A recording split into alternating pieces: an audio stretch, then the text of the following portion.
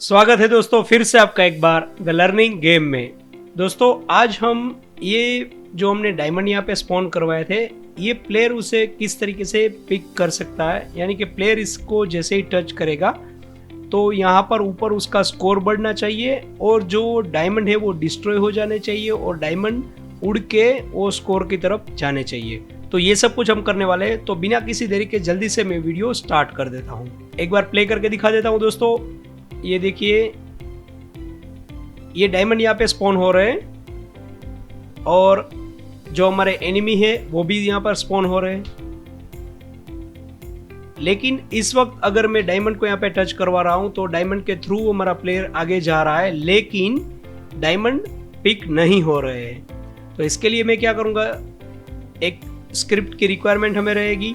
जो script already हमने बना के रखी थी डायमंड के अंदर, पिकअप नाम की, उसी का इस्तेमाल हम करेंगे।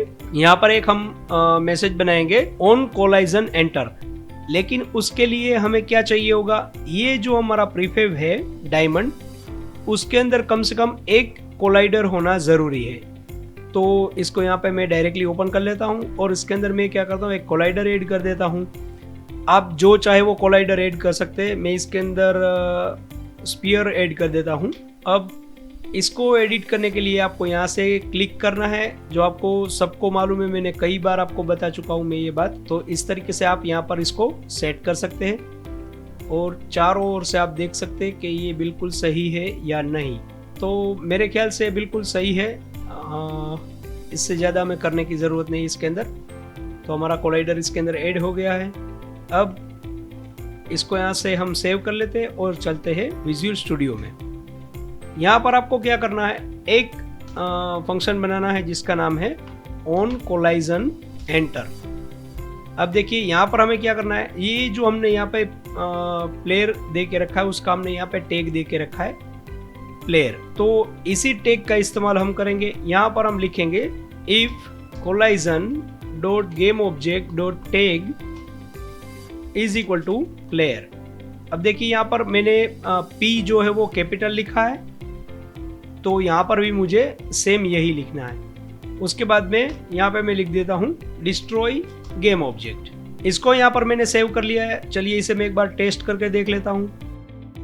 ये देखिए, जैसे ही हमारा प्लेयर डायमंड को टच कर रहा है, डायमंड डिस्ट्रॉय हो रहे हैं। लेकिन अभी भी मुझे क्या चाहिए, मैं ये करना चाहता हूँ कि डायमंड को जैसे ही प्लेयर टच करे तो डायमंड डिस्ट्रॉय तो हो जाने चाहिए, लेकिन उड़ के जाने चाहिए यहाँ पर स्कोर में। तो दोस्तों इसके लिए हमें कुछ और काम करना पड़ेगा। इसके अंदर ज़्यादा कुछ नहीं है, ये जल्दी जल्दी ही हो जाएगा, लेकिन मैं आपको करने के लिए बोलता हूँ, आप कर दीजिए। ये देखिए यहाँ पर मैंने एक रेशियो बना के रखा है 1080 बाई 9020। तो इसको मैं जैसे ही सिलेक्ट करूँगा तो ये हॉरिजॉन्टल मोड में आ जाएगा। ये मैंने क्यों करके रखा है, क्योंकि हम ये गेम जो है वो बना रहे हैं मोबाइल के लिए।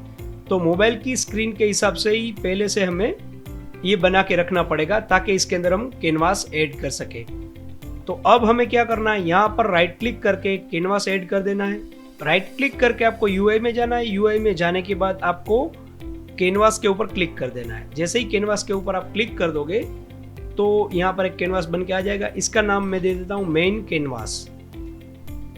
कैनवास आपको यहाँ नहीं दिखाई दे रहा होगा, ये देखिए व्हाइट लाइन एक छोटी सी है, मगर आपको दिखाई नहीं दे रही होगी। अगर इसके ऊपर मैं क्लिक करूँगा तो ये जो कैनवास है वो बहुत बड़ा आपको दिखाई दे रहा होगा, लेकिन उसके अंदर जो हमारे प्लेयर और ये प्लेटफॉर्म है वो बहुत छोटे दिखाई दे रहे होंगे।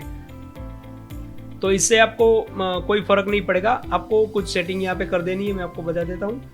आपको यहाँ पे जो UI स्केल मोड दिखाई दे रहा है उसके ऊपर आपको क्लिक करना है और उसको क्या करना है, स्केल विद स्क्रीन साइज। यानी कि खेलने वाले का मोबाइल जो भी साइज रहेगी उसके मोबाइल की स्क्रीन की, उसके हिसाब से ये जो हमारा कैनवास है वो एडजस्ट कर लेगा।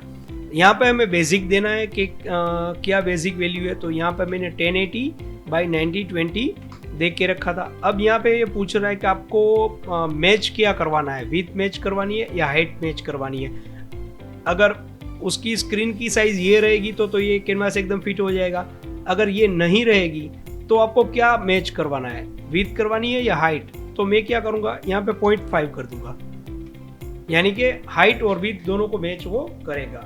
अब इस कैनवास के अंदर मुझे यहाँ पर कुछ चाहिए होगा, जैसे कि टेक्स्ट चाहिए। दोस्तों टेक्स्ट में प्रो का इस्तेमाल अगर आप करते हो तो बड़ी अच्छी बात है। उससे क्या होगा कि आप जिस तरीके की इफेक्ट भी देना चाहते हो, ड्रॉप शेडो या ऐसा कुछ भी, तो ये आप इसके अंदर कर सकते हो। फॉन्ट की स्टाइल आप चेंज कर सकते हो और टेक्स्ट के अंदर इतना ज़्यादा कुछ आप नहीं कर सकते, लेकिन फिलहाल यहाँ पर मैं टेक्स्ट का ही इस्तेमाल करूँगा। अगर आप चाहते हैं तो मैं टेक्समेश प्रो के ऊपर एक अलग से वीडियो कर दूंगा। और अब जो नया यूनिटी का वर्जन आ गया है उसके अंदर क्या हो रहा है दोस्तों कि ये टेक्स्ट है ही नहीं, डायरेक्टली टेक्समेश प्रो ही इसके अंदर आ रहा है। तो चलिए मैं इसको एक बार यहाँ पे आपको दिखा देता हूँ। ये देखिए यहाँ पर आ गया है, इसको यहाँ से मैं बैक कर देता हूँ। अब ये जो यहाँ पे टेक्स्ट आपको दिखाई दे रहा है कैनवास के बीच में, ये चाहिए मुझे यहाँ पर कॉर्नर में, टॉप में। तो आपको यहाँ पर इसको अलाइन करना है। अल्ट बटन दबाने के बाद आपको ये वाला कॉर्नर चूज करना है, यानी कि टॉप राइट। तो हमारा टेक्स्ट जो है वो यहाँ पर आ जाएगा। टेक्स्ट के ऊपर 2 बार क्लिक करेंगे तो टेक्स्ट तक हमारा जो व्यू है वो जूम हो जाएगा। अब इसको मैं यहाँ से क्या करूँगा, इसको इसकी जो साइज है वो मैं चेंज कर देता हूँ। साइज चेंज करने के लिए आपको क्या करना पड़ेगा, यहाँ पे क्लिक करना है और उसके बाद में आपको इस तरफ से अगर उसकी विड्थ बढ़ानी है या हाइट बढ़ानी है तो इस तरीके से आप बढ़ा सकते हैं। और उसके बाद में उसकी पोजीशन मान लीजिए ऊपर 50 छोड़नी है और साइड में भी 50 छोड़नी है। तो आपको क्या करना है, यहाँ पर एक्स पोजीशन के अंदर ये देखिए, यहाँ पर अगर मैं आपको पहले इसकी जो ओरिजिनल साइज है वो मैं आपको बता देता हूँ। यहाँ पर इसकी ओरिजिनल साइज में 200 कर देता हूँ और जो हाइट है वो मैं 50 कर देता हूँ। अब जो टेक्स्ट है उसको मैं यहाँ पे -100 करूँगा और इसका हाफ करना है। 200 का हाफ 100 होता है और 50 का हाफ होता है 25। तो यहाँ पे मैं कर दूंगा -25, मतलब कि ये कॉर्नर पे बिल्कुल लगी हुई है। अब मुझे इसके अंदर मान लीजिए 50-50 बढ़ाने हैं तो मैं यहाँ से 150 कर देता हूँ और इसके अंदर मैं 75 कर देता हूँ। तो जो हमारा टेक्स्ट की जो हमारी पोजीशन है वो यहाँ पर आ जाएगी। अब ये टेक्स्ट की साइज वगैरह हमें कुछ बढ़ानी है तो यहाँ से इसकी प्रॉपर्टी आप सेट कर सकते हैं। यहाँ पर आप नॉर्मल है तो आप इसको बोल्ड ले सकते हैं और ये जो फॉन्ट की साइज है आप इस तरीके से बढ़ा सकते हैं। यहाँ से इसका कलर भी चेंज कर सकते हैं आप यहाँ पे फिलहाल ये ग्रेइश ब्लैक दिखाई दे रहा है, लेकिन मैं यहाँ पर वाइट कलर चाहता हूँ या फिर मान लीजिए मैं येलो कलर चाहता हूँ तो ये यहाँ से सेट हो सकता है। यहाँ पर आपको टेक्स्ट दिखाई दे रहे हैं तो आपको अभी भी मुझे ये इसकी साइज कुछ कम लग रही है तो मैं एक काम करता हूँ, इसकी साइज जो है वो 300 कर देता हूँ और इसकी जो हाइट है वो मैं 100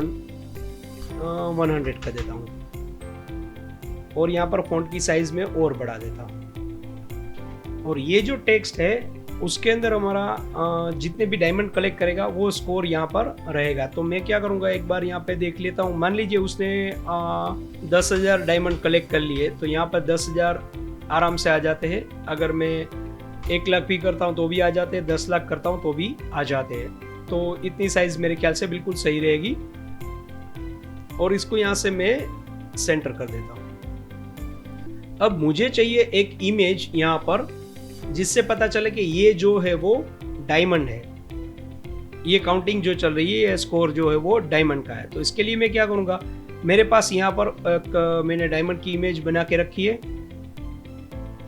ये वाली,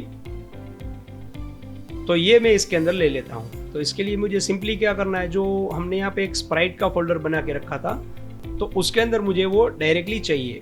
तो जिस भी फोल्डर में आपने इसको सेव करके रखा है या जहाँ पर भी आपकी इमेज पड़ी है वहाँ से आप इसको डायरेक्टली ड्रैग एंड ड्रॉप कर सकते हैं, जिस तरीके से मैंने इसको कर दिया। अब देखिए यहाँ पे डायमंड आ गया हमारे पास। अब मैं क्या करूँगा, डायमंड की यहाँ पर एक इमेज लूँगा मैं, इंसर्ट UI में जाएंगे और एक इमेज ले लेते हैं। यहाँ पर जो सोर्स इमेज आपको दिखाई दे रहा है उसके अंदर ये हम डायमंड डाल देंगे, लेकिन इसको डायरेक्टली अभी आप यहाँ पे डालोगे तो ये नहीं जाएगा। इसके लिए आपको इसके ऊपर क्लिक करना पड़ेगा। यहाँ पर इसको टाइप जो है वो आपको चेंज करके स्प्राइट 2D एंड UI करना है और इसको अप्लाई कर देना है। अब इस इमेज के अंदर जाके ये डायमंड हम डालेंगे तो ये यहाँ पर आ जाएगा। अब इसको मैंने इसका चाइल्ड बनाया टेक्स्ट का। अब क्या होगा, इसका क्या मतलब है कि जैसे ही मैं टेक्स्ट को आगे पीछे करूंगा, ऐसा कुछ भी करूंगा, तो जो डायमंड है वो उसके साथ में ही जाएगा। तो ये इमेज मैंने यहाँ पे लेके रखी है। इसकी इमेज की साइज अगर आप यहाँ से छोटी करना चाहे तो आप कर सकते हैं। मान लीजिए मैंने इसकी यहाँ से 80 कर दी, तो ये थोड़ी छोटी हो गई, और जो टेक्स्ट है उसका कलर मैं यहाँ से वाइट कर देता। तो इस तरीके से यहाँ पर ये दिखाई देंगे। तो फिलहाल के लिए मैं इतना इसके अंदर करना चाहता हूँ, क्योंकि ये बेसिक मैं आपको समझाने के लिए कर रहा हूँ। आप चाहे तो इसके अंदर और भी कुछ चेंजेस कर सकते हैं। अब मैं क्या करूंगा दोस्तों, यहाँ पर एक और इमेज लूंगा इस कैनवास के अंदर। तो इसी कैनवास के अंदर मैं एक राइट क्लिक करके इमेज ले लेता हूं, और इस इमेज का नाम मैं दूंगा स्कोर डायमंड। और इसकी पोजीशन के अंदर कोई भी मुझे चेंजेस नहीं करना है, सिर्फ इसके अंदर ये वाली स्प्राइट मुझे डाल देनी है। इसके ऊपर डबल क्लिक करके दिखा देता हूँ। ये देखिए, ये यहाँ पर डायमंड आ गया है। अब मुझे क्या करना है, जो हमने प्रीफेब वाला फोल्डर बनाया था उसके अंदर पिकअप वाले फोल्डर के अंदर चले जाते हैं, और ये स्कोर डायमंड जो है सिर्फ इसको इसके अंदर हमें डाल देना है। तो ये बन गया हमारा प्रीफेब। अब इसको यहाँ से मैं डिलीट कर देता हूँ, इसकी हमें कोई रिक्वायरमेंट नहीं है। अब यहाँ पर एक और स्क्रिप्ट हमें इसके अंदर लगानी पड़ेगी। तो ये स्क्रिप्ट क्या होगी, ये स्क्रिप्ट इसे बताएगी जहां पर भी ये डायमंड कलेक्ट करता है यहाँ से ये उड़ के ऊपर जाना चाहिए। तो अगर आपको समझ में नहीं आ रहा है तो भी कोई बात नहीं, आप जैसे आगे देखोगे समझ जाओगे। यहाँ पर एक स्क्रिप्ट बना लीजिए और उसका नाम दे दीजिए, चलिए मैं इसका नाम फ्लाई पिकअप रख देता हूँ। और जो हमने प्रीफेब बनाया था उसके अंदर ये वाली स्क्रिप्ट हमें ऐड कर देनी है। यहाँ पे लिखूंगा मैं फ्लाई, तो ये स्क्रिप्ट आ जाएगी इसके अंदर।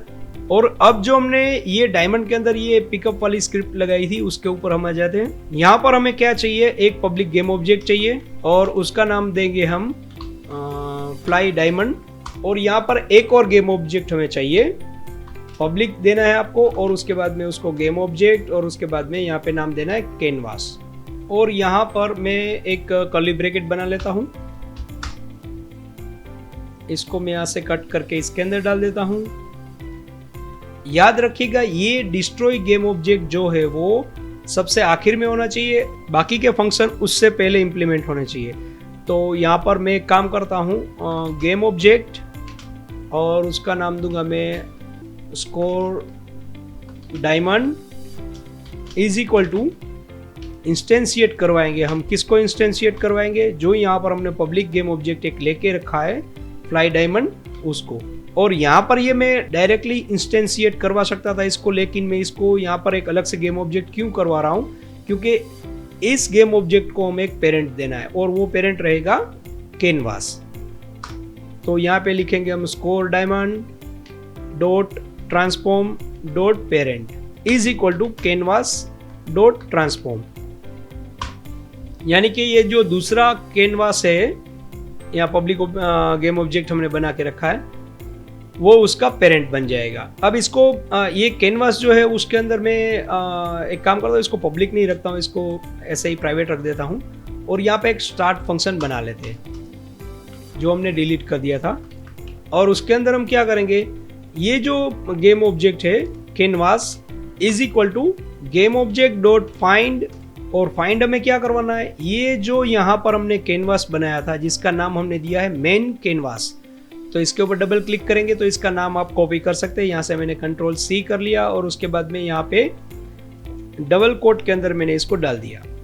तो अब जैसे ही गेम स्टार्ट होगी, या फिर ये डायमंड जो है वो गेम में आ जाएगा, तो वो अपने आप इस कैनवास को ढूंढ लेगा। अब दोस्तों ये जो हमारा यहाँ पे गेम ऑब्जेक्ट जो है वो इंस्टेंशिएट हो रहा है, यानी कि स्पॉन हो रहा है यहाँ पे, तो वो किस जगह पर होना चाहिए, तो ये इसी जगह पर होना चाहिए जिस जगह से ये डायमंड पिक कर रहा है। चलिए एक बार मैं आपको प्ले करके दिखाता हूँ। ये यहां से मान लीजिए इसने डायमंड को टच किया यहां पर, तो ये जो पॉइंट है, यानी कि ये वाला जो पॉइंट है, यहां से वो डायमंड स्पॉन होना चाहिए। लेकिन यहां पर फर्क क्या है दोस्तों, मैं आपको बताता हूं। स्कोर जो है, ये जो टेक्स्ट है वो यहां पर है, यानी कि कैनवास के अंदर है, यहां पर मेन कैनवास यहां पर है। और जो ये हमारा प्लेयर है या फिर जो हमारा डायमंड है वो तो यहां पर है। तो दोनों को मैच नहीं कर सकते हम, क्योंकि अगर हम स्पॉन करवाएंगे तो ये यहाँ पर होगा और जो कैनवास है वो यहाँ पर है।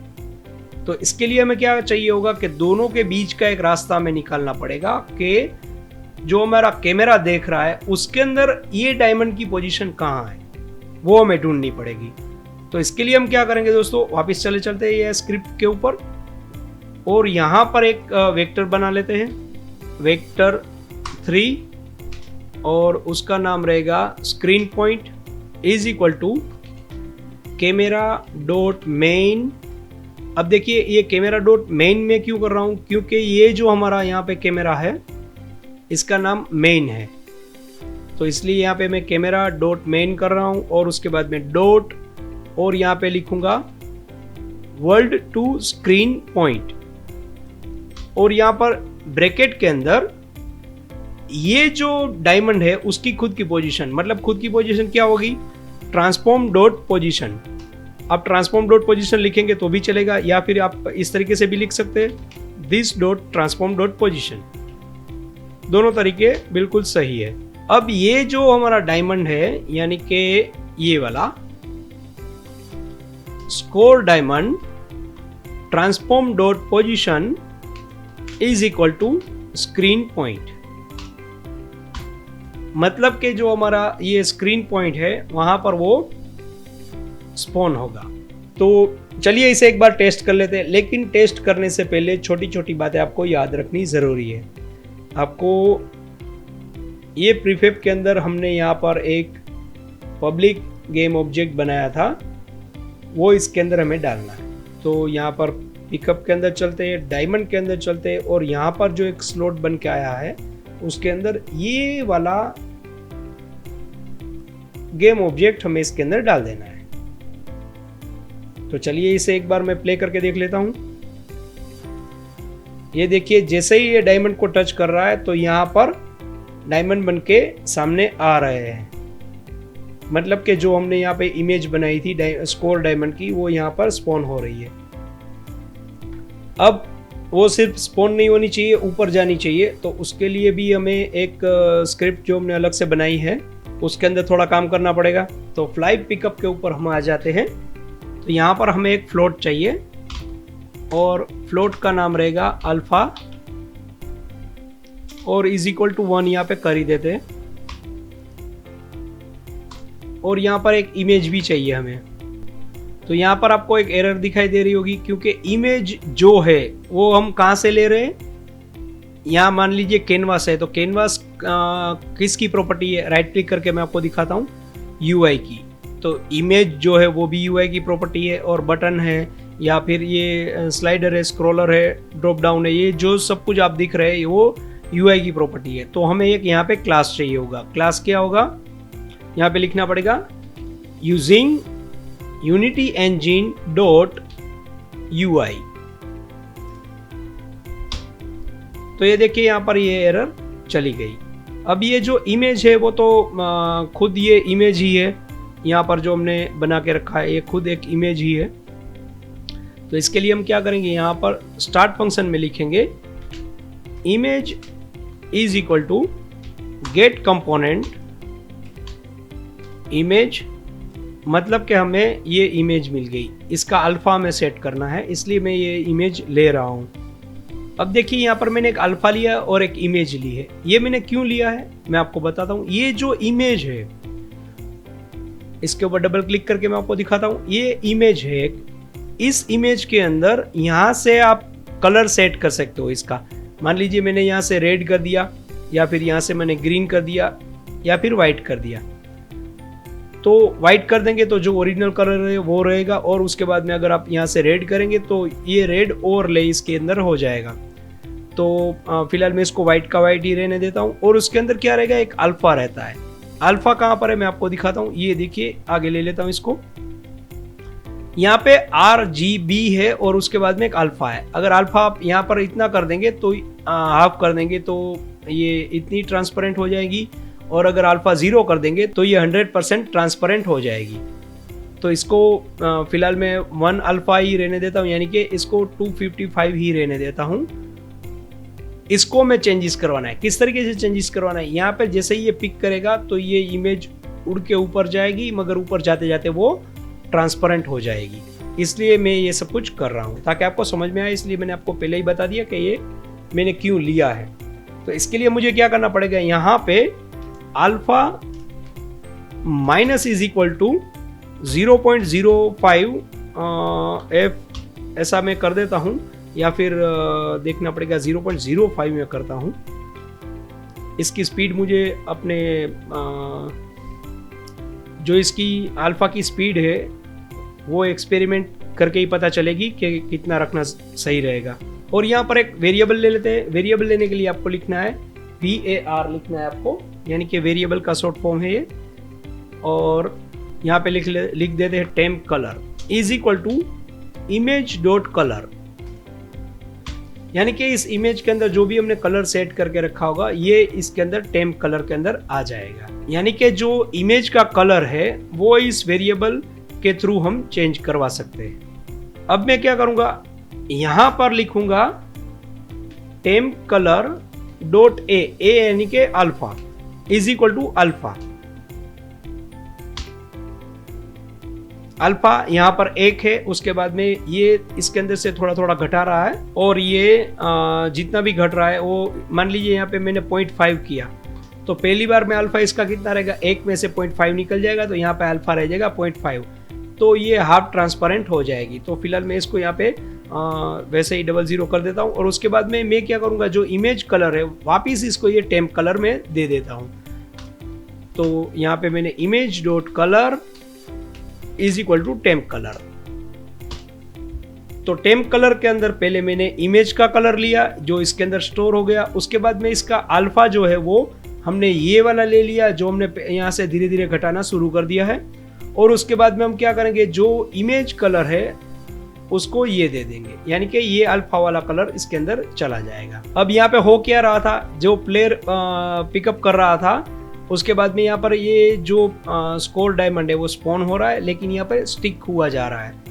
तो हमें स्टिक नहीं करवाना है, उसका अल्फा 00 हो जाएगा तो उसे हम डिस्ट्रॉय करवा देंगे। तो यहाँ पे सिंपली हम लिखेंगे if alpha is smaller than 0.1 F then destroy the game object. यहाँ पे लिखेंगे this dot transform dot translate और ब्रैकेट में लिखेंगे न्यू वेक्टर 3। अब वेक्टर 3 के अंदर जो पहली पोजीशन रहती है वो x की रहती है, तो मान लीजिए मैं x की पोजीशन यहाँ से दे देता हूँ 2f और y की पोजीशन दे देता हूँ 5f और z जो है वो उसको मैं 0 ही रहने देता हूँ। और उसके बाद में यहाँ पे into time dot delta time आपको करना है, इनटू इसकी स्पीड हमें तय करनी है। तो स्पीड के लिए हम क्या करेंगे, यहाँ पे एक फ्लोट ले लेते हैं, फ्लोट या फिर इंटीजर ले सकते हैं।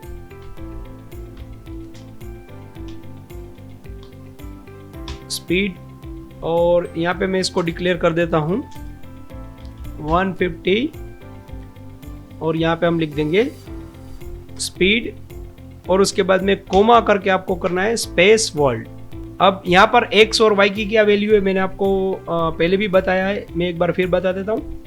ये जो y है वो वर्टिकल है और x जो है वो हॉरिजॉन्टल है, यानी कि अगर आप सेंटर पॉइंट ले ले तो ये 0 हो जाएगा, अगर x के अंदर प्लस करेंगे तो इस तरफ जाएगा, और x के अंदर माइनस करेंगे तो इस तरफ जाएगा, अगर y के अंदर प्लस करेंगे तो ऊपर जाएगा, y के अंदर माइनस करेंगे तो नीचे जाएगा।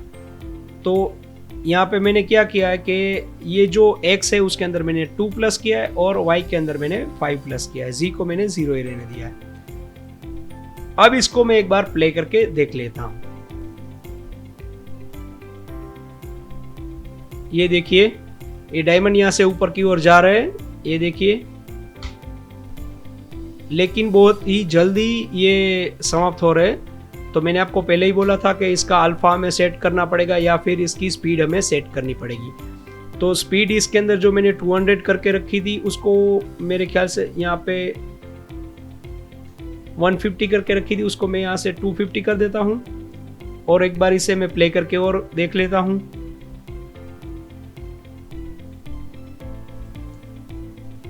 ये देखिए डायमंड बिल्कुल सही तरीके से यहाँ से ऊपर जा रहे हैं।